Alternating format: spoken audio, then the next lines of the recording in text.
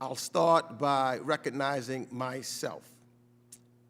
Mr. Secretary, you've mentioned in an area of concern that I know is shared by all is the status of American citizens, green card holders, and our SIV heroes who are yet to be evacuated.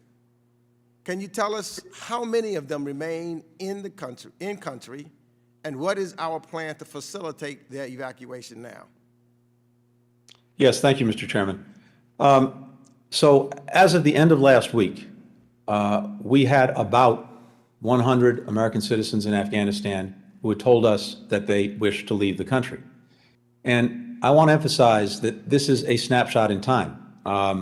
It's more accurately a moving picture, as you know, stepping back for a minute. To know precisely at any given moment in time exactly how many American citizens are in any country is something we can't and don't know. Americans are not required to register when they go to a foreign country or if they reside there.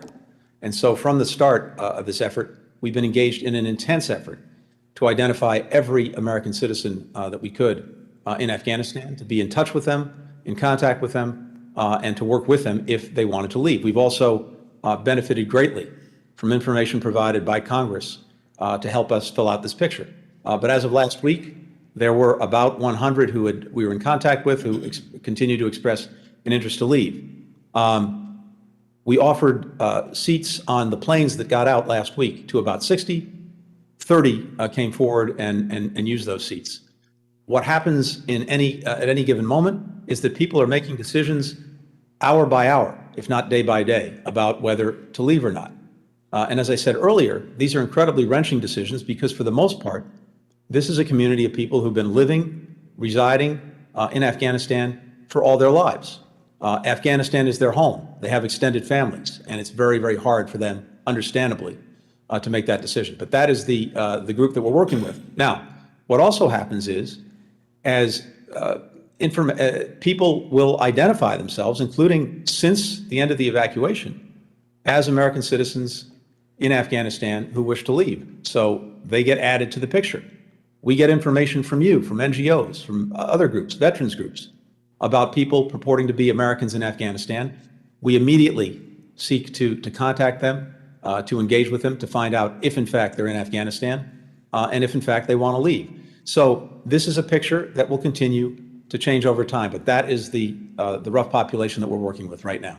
Thank you. Let me ask, next question. I know that the Trump administration's deal with the Taliban meant that there were 2,500 troops remaining with less than 5 months to complete the withdrawal.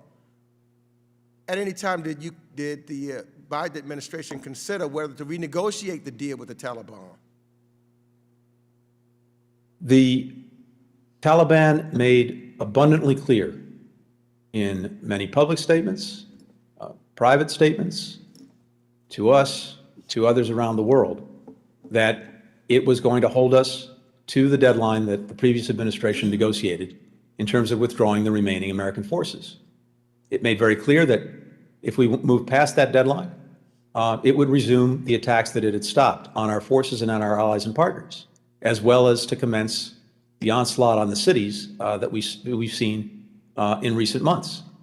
And so that was exactly the choice that President Biden faced, whether to go forward with the agreement and the commitments that his predecessor had made in terms of withdrawing all forces by May 1st, or return to war with the Taliban and escalate, not end the war. Now, Mr. Chairman, as you know, what the president did do was to take some risk in extending past May 1st the time we would use to actually withdraw our forces so that we could do it in the safest and most orderly way possible. Let me try to get in one more question. He extended that deadline till September.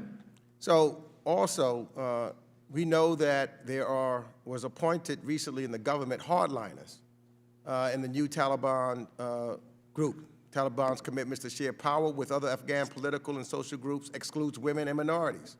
How does the appointment of this new government factor into the administration's strategy to engage with the Taliban, or assumptions that the Taliban may have changed?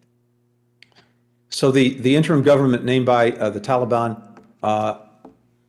falls very short of the mark that was set by the international community for inclusivity, that is to have a government that was broadly representative of the Afghan people, not just the Taliban and its constituency, to include women, which this interim government does not.